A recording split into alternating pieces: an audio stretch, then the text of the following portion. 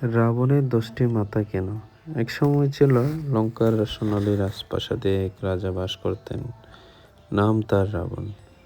লোকেরা তাকে শুধু অসুর বলেই জানে, কিন্তু খুব কম মানুষই জানে রাবণ ছিলেন একজন অসাধারণ জ্ঞানী, একজন মহাপণ্ডিত। কিন্তু প্রশ্ন একটাই, রাবণের 10টি মাথা কেন ছিল?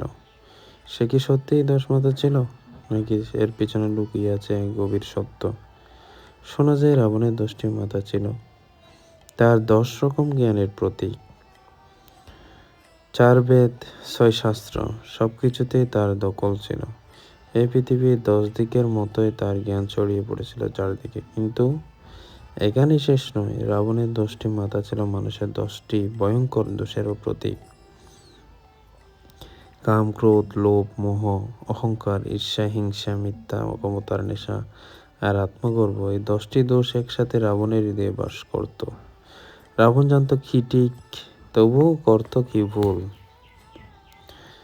সে জানত ধর্ম কি, তবু সে বেছে নিয়েছিল অধর্ম। একবার সে ভগবান ব্রহ্মাকে সন্তুষ্ট করতে নিজের একের পর এক 10টি মাথা কেটে অগ্নিতে আহুতি দিয়েছিল। ব্রহ্মা সন্তুষ্ট হয়ে প্রতিবারই তাকে নতুন মাথা দান করেন, কিন্তু ব্রহ্মাও এক জিনিস দিতে পারেননি, অহংকার মুক্ত হৃদয়। শেষ পর্যন্ত কি হলো? শ্রীরামের তীরে এক এক করে রাবণের মাথা পড়ে গেল, কিন্তু আশ্চর্য, রাবণ মরছিল না।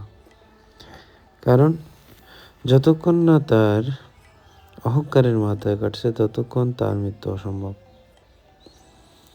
শেষ তীরে শেষ মাথা পড়ার সঙ্গে সঙ্গে রাবণের পতন হলো। এই গল্প আমাদের শেখায়, শুধু জ্ঞান বড় নয়, নম্রতা এর চেয়ে বড়। শুধু শক্তি নয়, নৈতিকতা তার চেয়েও শক্তিশালী। রাবণের 10টি মাথা আজও আমাদের প্রশ্ন করে, তোমার ভিতরে কয়টি মাথা লুকিয়ে আছে? ভিডিওটি অবশ্যই শেয়ার করে সবাইকে জানার সুযোগ দিবেন।